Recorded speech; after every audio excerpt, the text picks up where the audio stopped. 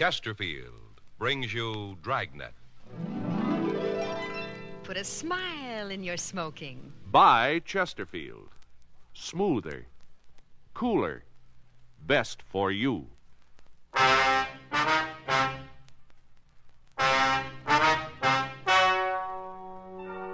Ladies and gentlemen, the story you are about to hear is true. The names have been changed to protect the innocent.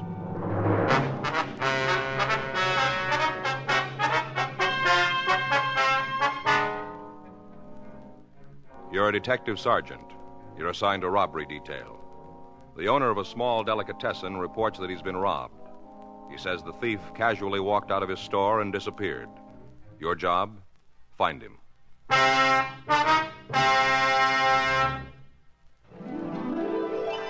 Put a smile in your smoking.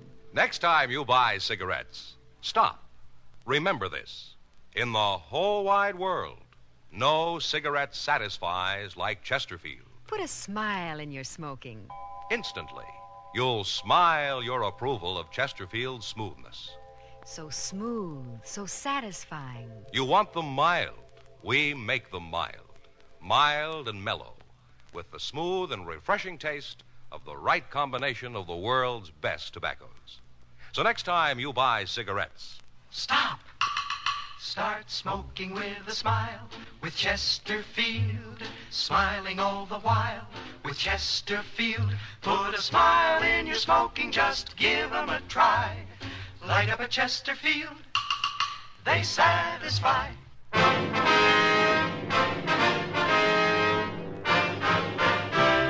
Dragnet, the documented drama of an actual crime. For the next 30 minutes, in cooperation with the Los Angeles Police Department, you will travel step by step on the side of the law through an actual case transcribed from official police files. From beginning to end, from crime to punishment, Dragnet is the story of your police force in action. It was Sunday, October 9th. It was overcast in Los Angeles. We were working the day watch out of robbery detail. My partner's Frank Smith. The boss is Chief of Detectives Thad Brown. My name's Friday. I was on my way back from communications. It was 3:48 p.m. when I got to room 27A. Robbery. I got it. Robbery, Friday. Yeah, just a second. Give me that pad, man. Yeah. All right, go ahead, please. All right, I have it. What happened? How long ago?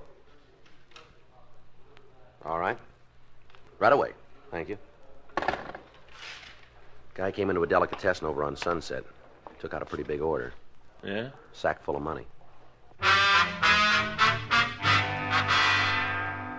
4:15 p.m. Frank and I drove out to a small combination delicatessen and grocery on the corner of Sunset and 3rd. The owner of the store, Mr. Paul Claypool, told us that the robbery had taken place approximately 20 minutes earlier. He said that the patrol car officer who had answered his call had left to make an immediate search for the suspect. Gave a real good description, I did. Yes, sir, you said that. Kept my wits about me. All the time that young hoodlum was in the store, I was studying him. Didn't let him catch on, of course, but I was making mental notes. I wonder if you'd tell us just what happened, Mr. Claypool. How's that? Well, we'd like to hear about the robbery right from the beginning. Oh, checking up on me, huh? Sir? Making sure I give you the same story I gave that other cop. Oh, no, sir, that's not the idea. I told him everything there was to tell. Well, we'd like to hear it, too, that's all. You ain't going to hear nothing different from what he did. Well, would you tell us anyway? Well, if that's how you want it. This here crook fella came walking into my store, big as life. That's how it begun. Mm-hmm. That was about 20 minutes ago, was it? Oh, it might be 21 or 2, but now depends on how long you've been talking to me. Yes, sir. What did he say when he came in? Bandit fella? That's right. Nothing. What? Nothing. That's what he said. Not a single solitary word. I see. Didn't even open his mouth. Just handed me an envelope. Yeah? Sealed it was. Sealed up shut. Mm-hmm. Go ahead. Struck me as being kind of peculiar. What do you mean? Well, lots of my customers bring in lists of things they're supposed to buy. They don't seal them in no envelope, though. I see. My instinct sure was right. It wasn't no grocery list. It was far from it. Is that so? Note inside. Hand-printed it was. I see. Want to know what it said? Well, that would be nice, yes, sir. Take all of the money out of the cash register, put it in a paper bag, and hand it over. Uh-huh. That wasn't all. You want to hear the rest? If you would, please. Don't do any talking. Don't try to stop me. If you do, I'll kill you. That was the end of it. Do you still have this note, Mr. Claypool? Right over there. It's laying on the register. Wonder if we could see it, please. Well, that's up to you, I guess. Other cops said I wasn't to handle it on account of fingerprints. Well, we'll try to be careful with it. Help yourself. Ain't my place to take no chances on destroying valuable evidence. Yes, sir. Well, had it right, didn't it? Word for word. Yes, sir, you sure did. After you read this note, what'd you do, Mr. Claypool? I done just what it said. You gave him the money from the register? That's right. Put in a paper bag, a number 8. What's that, sir? 8. That was the size of the bag. Oh. How much money did you give him? All there was, a neighborhood of $50. Most of it in bills? Most, I'd say. A couple of 10s, 3 or 4 5s, some 1s. Rest was change. All right. What happened next? Fella took the bag, kind of grinned, and walked out. Looked real pleased with himself. Did you see where he went? Left the store. Yes, sir. I mean, after that. Turned down the street. Did you get into a car?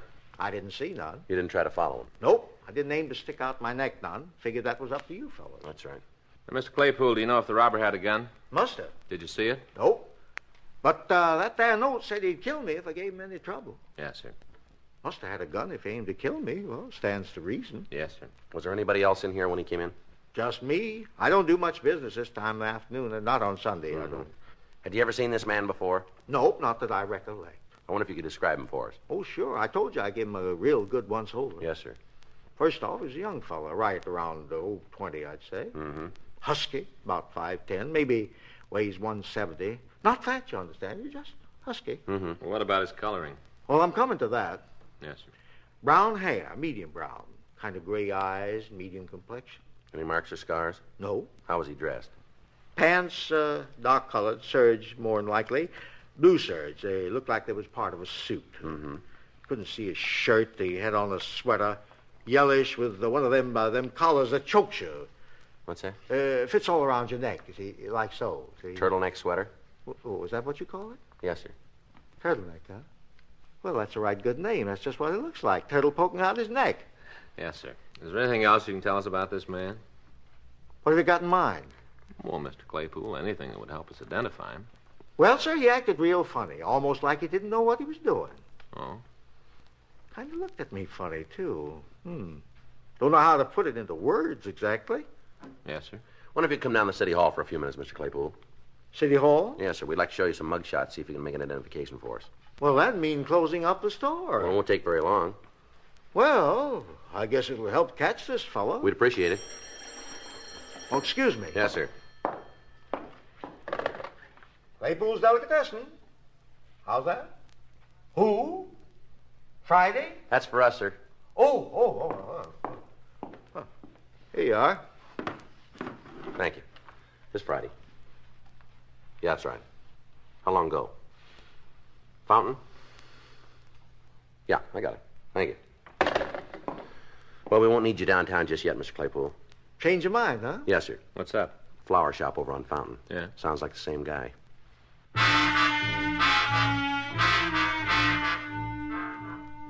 Frank and I told Mr. Claypool we'd check with him later. We left the delicatessen and drove out to the Pringer Flora shop on Fountain and Selma.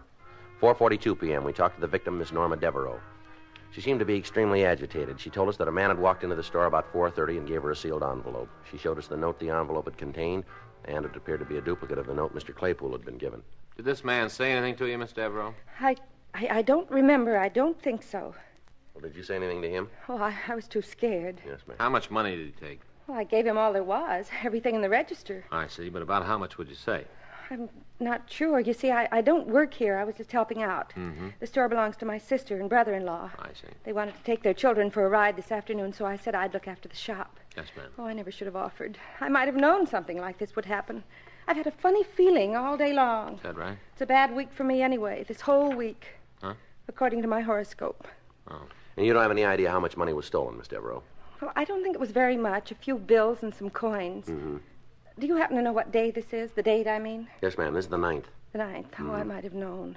She said to be especially careful on the 9th and the 11th. Why didn't I pay more attention to that last reading? It certainly cost me enough. Mm-hmm. Now, Miss Devereaux, you noticed where this man went when he left the shop? What? Did you notice where he went? Oh, no. I didn't pay any attention. I was just so relieved that he was gone. I wonder if you describe him for us, please. Well, Miss Devereaux? I'm trying to think. Yes, ma'am. It just comes up a blank. His face, everything about him. Well, how's he dressed? I'm terribly sorry. I just can't remember. Well, maybe we can help you. Was he wearing a coat or a sweater? That's right. A sweater. I remember the sweater. Mm-hmm. What color was it? Lightish, I think. I'm not sure. What kind of a sweater? Would you recall that? Just a sweater, I guess. How about his hair? Eyes? Anything at all, Miss Devereaux? Well, there's one thing. I don't know whether it would do any good or not. Yes, ma'am? I feel like such a fool not being able to remember where it was or when, but I'm almost certain about it. What's that? That I've seen him before. Frank and I continued to question the victim. She insisted that she had met or seen the suspect sometime before the crime, but she was unable to recall the circumstances. 5:38 p.m., we drove both victims down to the city hall and asked them to go through the mug books for the purpose of identifying the suspect. We finished another book, Sergeant. Yes, ma'am.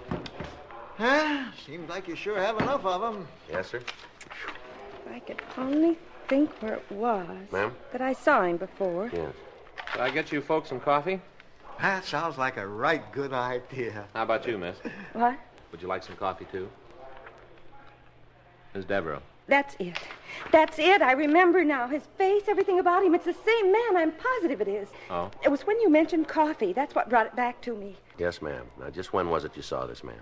Oh, let's see. It was last week when I went shopping for a new coat. Tuesday. Yes, that's when it was. Tuesday. Mm-hmm. I was having lunch. The Fairway Cafeteria in Hollywood. Yes, ma'am. Well, it was crowded, and I was sitting alone. He came by and asked if he could use the same table. All right, go ahead. I nodded, and he sat down. I didn't pay any attention to him. Not really. I just went on and finished my lunch. He was still eating when I left. Mm-hmm. Anything else you can tell us about him?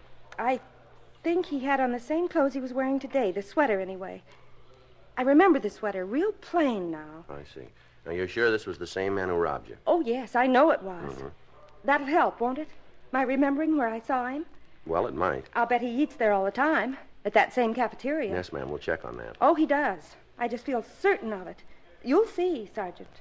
It was fate that made me go into that restaurant, and it was fate that made him sit at my table. Yes, ma'am. It was all part of a big plan. Our meeting like that, and then him robbing me today. It was all part of a big plan so that you could catch him. Yes, that's right. And you will catch him. Don't you worry about that. You'll catch him. Fate's against him. Well, that makes us even then, doesn't it? What? So are we. Now that she remembered seeing the suspect before, Miss Devereaux confirmed Paul Claypool's description. We asked the victims to continue going through the mug books. They were unable to come up with an identification. 6:31 p.m., Frank and I drove them home, and we went off duty. The next day, October 10th, 10:05 a.m., we interviewed the day cashiers at the Fairway Cafeteria. They couldn't recall any specific customer who answered the suspect's description. 11:46 a.m., we went back to the office. Robbery Friday. Yeah, Larry. Mm-hmm. Well, thanks anyway. Right. Sloan. Yeah? Says he can't give us a lead from the way those notes were printed. Oh? Well, how about an early lunch today, huh? It's all right with me. Where do you want to go? Well, I don't care. How about you? Doesn't make any difference to me. Well, suggest someplace. No, I told you it doesn't make any difference. Well, I don't know why it always has to be up to me, Joe. Hmm? Where we eat. Why don't you decide once in a while? All right, fine. Let's go to that new Chinese place on Broadway. For lunch? Well, why not? Well, you don't want Chinese food for lunch, Joe. I don't. Of course not. Well, what do you got in mind? I might have known. Hmm? I'd end up making the choice. Sure is a problem, isn't it? Well, it gets kind of monotonous, that's all, buddy. Well, it's tough. Say, Yeah, something we can do for you? is this here where you the guys that handle robberies? Yeah, that's right. Like them two yesterday? Which two? Grocery store and flower shop? You know something about them, do you? Yeah, I know something. Well, just what is it? Who robbed them? I know who it was. Yeah. Well, I guess it was me.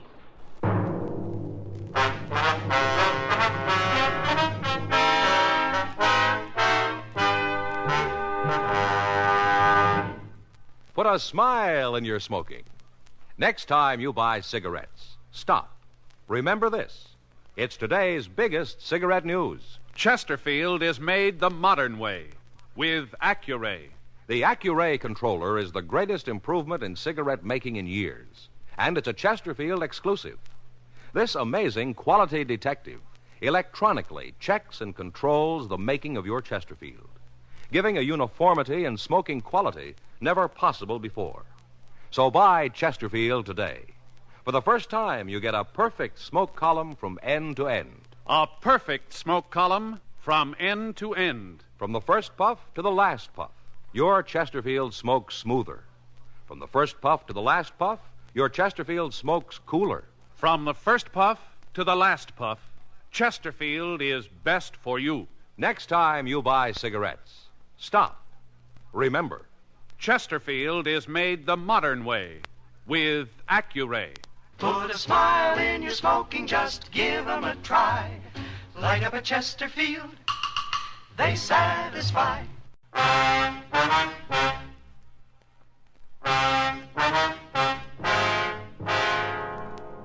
The man who had come into the office answered the description we'd received from the victims. He was in his early 20s, stocky build, about 5'10", brown hair and gray eyes. He was wearing dark blue trousers and a yellow turtleneck sweater. He told us that his name was Harvey Tilden and that he lived in a rooming house on West Ivar.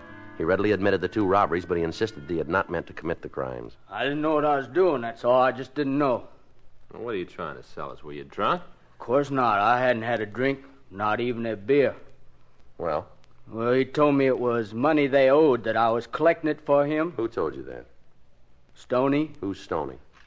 Well, that's all I know him by, Stoney. And you were collecting money for him, is that it? Uh-huh. And you expect us to buy that, too, don't you? No, I guess not. Well, then why don't you try giving us the truth? Well, look, now, may I'm not the brightest guy in the world. If I was, I wouldn't be in this mess. Yeah. I come to you of my own accord, didn't I? Well, maybe you got scared. Maybe you figured it'd go easier with you if you gave yourself up. Isn't that it? Yeah, I guess I can't blame you for thinking that. Sure was a dumb trick. Well, why'd you do it, then? Because I didn't know, because he told me it was just a job I was doing. Mm-hmm. Stoney told you. Yeah, that's right. All right, now let's hear it your way. Yeah, well, he said he worked for a kind of collection agency, you know, where they go after them deadbeats, you know? Yeah. Well, he said he had to have somebody to help him, only part-time, but the pay would be good. Yeah. Offered me the work. Mm-hmm. I ain't had a steady job lately. Sound kind of good to me. Yeah, go ahead. Yeah, well, I was supposed to meet him yesterday afternoon, 3 o'clock. He picked me up in front of the place where I live. Yeah? Drove me past that grocery store, and parked around the corner, gave me an envelope, and he told me to take it inside, hand it to a fellow who worked there. He said I was to make sure nobody else was in the store on account of he didn't want to make the old guy feel bad by collecting the debt in front of somebody else, you know? Yeah. So I done what he told me. I give the old guy the note, he give me the money, and I took it back to Stoney. Well, where was he while you were in the store? Well, around the corner, like I said. Why didn't he go in with you? He wanted to see if I could handle it myself, on my own, you know. That's what he told me. Mm-hmm. Well, then we drove over to that there flower place. Same routine. Yeah, only this time I got kind of suspicious, you know. Yeah. She acted so scared, the lady there. It didn't seem to me that having to pay up a debt would make somebody so scared. I told Stoney afterwards. He said it was just an act that they all put on like that. Mm-hmm. Yeah, well, I didn't exactly believe him, so next place we stopped, I opened up the envelope before I went inside, and I read that there note. Yeah, well? Well, I didn't know what to do. Finally, I went back to the car, and I really told him off, Stoney. I told him I wasn't no thief. I told him he had to return all that money. What did he say? He just laughed at me. He said I was the biggest pigeon he ever met. I said if he didn't take back the dough, I'd go to the cops. He told me you'd throw me in jail, that you'd never believe a word I told you. Mm-hmm. What happened then? I got out of the car. I said I wasn't no crook and nobody was going to make me be one. Mm-hmm. I was heading right for the police station, then I got to thinking. I seemed like maybe he was right, that nobody would believe a story like this. Yeah. So I went home. All right, why'd you come in today? Well, I didn't sleep none too good last night. It was kind of worrying me what I'd done. I figured maybe he'd find some other sucker like me and pull that same stunt over again. I didn't want him to get away with it, so I decided to take my chances on you guys. I ain't going to get a short count now, am I? You know where the Stoney lives? No, he never said, not to me. And you don't know his last name either. Well, where'd you meet him? Hentley's gym. Or on Olympic, I hang out there sometimes. You a fighter? Oh, I had some bouts, yeah. Mm-hmm. Well, how'd you and Stoney get acquainted? Oh, I don't know. We just started talking one day last week. He come in for a steam bath, and afterwards we were both watching some of the guys work out. I see. He was there again on Saturday. That's when he offered me this job. Mm-hmm. What kind of a car does he drive? Chevy? Sedan? No, coupe, hardtop, last year's model. You know the license? No, I don't pay no attention. Mm. It wouldn't matter if it did. I ain't much at remembering things. Yeah. Can you tell us what Stoney looks like? Yeah, why, he's a big fella, sharp dresser. How old is he? 35, maybe 40. What color's his hair? Sort of red. Anything else? Scars, anything like that? No. That's the whole story, huh? Yeah. You didn't know you were robbing those stores? You didn't have any idea? Honest, I didn't. Sounds crazy, don't it? Yeah, it does. Joe, talk to you for a minute. Yeah. You wait right there, Tilden. Yeah, okay. You must think we're pretty dumb, expecting us to fall for a line like that. Yeah. What's he take us for? I don't know. Couldn't be true, not a word of it. Yeah. Heck of it is. Yeah. Such a darn fool story, Joe. I just can't help believing him. Well, move over. So do I. Frank and I continued to interrogate the suspect. He maintained his innocence, and we were unable to shake him. We ran the name Harvey Tilden through R&I. They had nothing on him. We also ran the name Stoney through the moniker file, and we came up with two possibles. We pulled the mug shots and showed them to Tilden. He tentatively identified one of the photos, James Brightstone, but he wasn't positive. We telephoned Brightstone's last known address, a small downtown hotel. They told us he'd moved during the summer, and they had no idea of his present whereabouts. We checked DMV and our own vehicle records. They reported that a late model Chevrolet was registered in Brightstone's name. Harvey Tilden was held in custody for further questioning. 4:08 p.m., Frank and I drove over to Hentley's gym on South Olympic and talked to the owner, George Hentley. What's right? That's it. Stoney, Right, huh? Yeah, that's right. Full name maybe James Brightstone. We're not sure. Now move away. Don't ring a bell. He in a fight game? Well, we aren't sure. How about a Harvey Tilden? You know him? That jerk, sure I know. He come here pretty often? Off and on. Used to do a little boxing. Had a perfect record. 6 fights, 6 KOs. He was punchy before he ever got in a ring. Tilden says this is where he met this Stoney. Yeah, it could be. Take a look at this picture, will you? You ever seen this guy before? Hey, you got a left hand, use it. Well, I wouldn't swear to it. Guy looks something like this. Been coming in lately. Works out, takes a steam bath. you know his name? I never asked. You been around today? No, not so far. When was the last time, do you remember? Now try right. End of last week, Friday, Saturday. Is he talking to Tilden? Oh, I don't know, maybe. Guys come in here, friendly type guys. They all talk to each other. All right, here's our card. So? If this fella comes back, give us a call, will you? Hey, you want him for something? We want to talk to him. Okay, if he comes in, I'll call you. Thanks. Sure, I'm a real obliging type fella. I got no beef with you cops. Be a waste of time, though. Calling you. If you want to see this guy, all you got to do is turn around. What's that? He just walked in the door. Frank and I talked to the man George Hentley had pointed out. He readily admitted that he was James Brightstone. He also admitted knowing Harvey Tilden. He said he had spent the previous afternoon in his room at the Jackman Hotel. We telephoned the hotel, but the clerk was unable to confirm Brightstone's alibi. 5:31 p.m. We drove the suspect down to the city hall and continued our interrogation. Look, why don't you guys just tell me what it is you want to know, spell it out in real big letters, and I'll give you the answer, same size. Where were you yesterday afternoon? Thought we already covered that. Let's go over it again. Okay, boys, I was in my hotel room. Well, the clerk doesn't back you up. Well, does he say I wasn't there? When was the last time you saw Harvey Tilden? Saturday over at the gym. Not yesterday, huh? Gym isn't open on Sundays. You know where Tilden lives? Nope. You picked him up at his rooming house yesterday, didn't you? Why would I be picking a crumb up like that? Did you offer Tilden a job? Oh, that's pretty funny. What's the joke? I ain't got a job myself. Did you ever take Tilden for a drive? Boys, I'm telling you, the only place I ever seen the guy is Hentley's gym. Yeah. He knows what kind of a car you got. Oh? Make and model. Well, maybe he's seen me in it. I didn't see him. Mm-hmm. Now, look, this Tilden fella, he's a screwball. He don't even know what time it is. Whatever he told you, you can forget it. Well, there are a couple of things we can't forget. Yeah? Tilden says you put him up to robbing 2 stores yesterday. Are you kidding? He says you hired him to work for you to collect some past due bills. Boy, this kid is really off his rocker, isn't he? Maybe.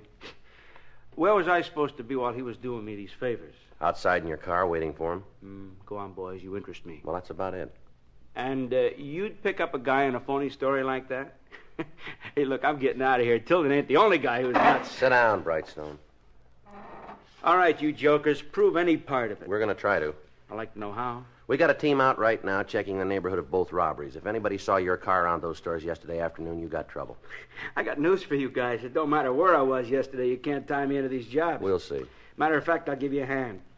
I might have been driving around those stores yesterday. Is that right? Yeah, come to think of it, I went for a ride along about 2 o'clock. Slipped my mind before. Sure. Not that I know where Tilden pulled his heist. You don't, huh? Sure, of course not. Then what makes you think you were in the vicinity? Well, I'm not saying I was. I'm saying I might have been. Yeah. Just where were you? Who knows? It took me a real long drive. What time did you leave your hotel? 2 o'clock, maybe? What time did you get back? Later. How much later? All right. I tell you what, I'm going to give you guys a break. Good. Now, I know you can keep this up for 72 hours, and I got more important things to do, so let's get it over with, That's okay? entirely up to you. Okay. Tilden was giving it to you square. He was just a pigeon. Dumbest pigeon I ever ran into. Yeah, go ahead. Well, that's it. You got it now. What are you going to do about it? What do you think? Oh, if you're smart, you're going to turn me loose. Mm-hmm. Yeah, look, let me give you a little advice, free. So Tilden was a fall guy, all right? I admit it to you guys. Yeah. But to nobody else. Anybody else asks me, I deny it, the whole thing. So you might as well play smart. You figure on sticking me with this rap, you got to have a signed confession. I ain't going to give it to you. Well, now maybe we won't need it. Boy, you got the biggest rocks in your head. Tilden was in those stores, I wasn't. He took the money, I didn't. You go into court, you come out looking dumber than he does. Mm-hmm. It's my word against his. You think anybody in their right mind is going to believe this boy? You think he'd stand a chance of convincing the jury? Well, he might. Fat chance. He convinced us.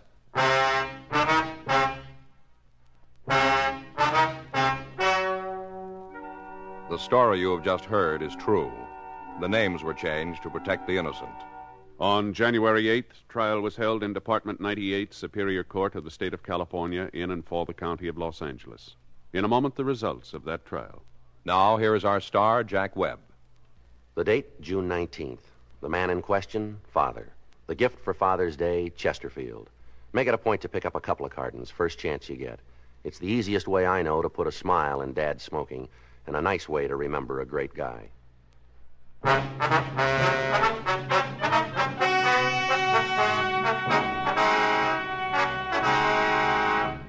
The district attorney failed to issue a complaint against Harvey Tilden. James Hill Brightstone was tried and convicted of robbery in the second degree, 2 counts. Robbery in the second degree is punishable by imprisonment in the state prison for not less than 1 year.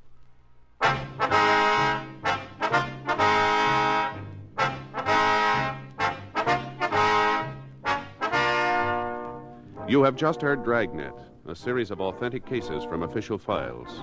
Technical advice comes from the Office of Chief of Police W.H. Parker, Los Angeles Police Department.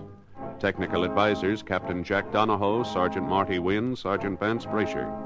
Heard tonight were Ben Alexander, Vic Rodman, Virginia Gregg, Eddie Firestone. Script by Frank Burt. Music by Walter Schumann. Hal Gibney speaking.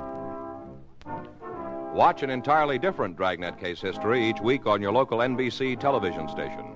Please check your newspapers for the day and time.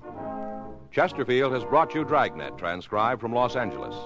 This is it, L&M Filters. It stands out from all the rest. Miracle tip, much more flavor. L&M's got everything. It's the best. Notice the color of L&M's Miracle Tip. It's white, pure white, to give you the purest and best filter.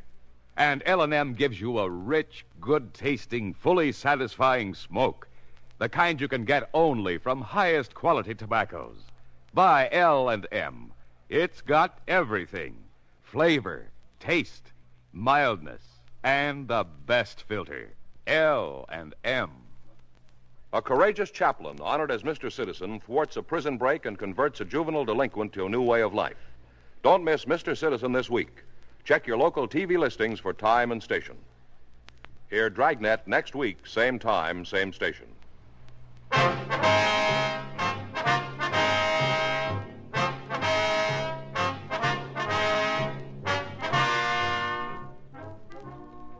Hear Biography in Sound on the NBC Radio Network.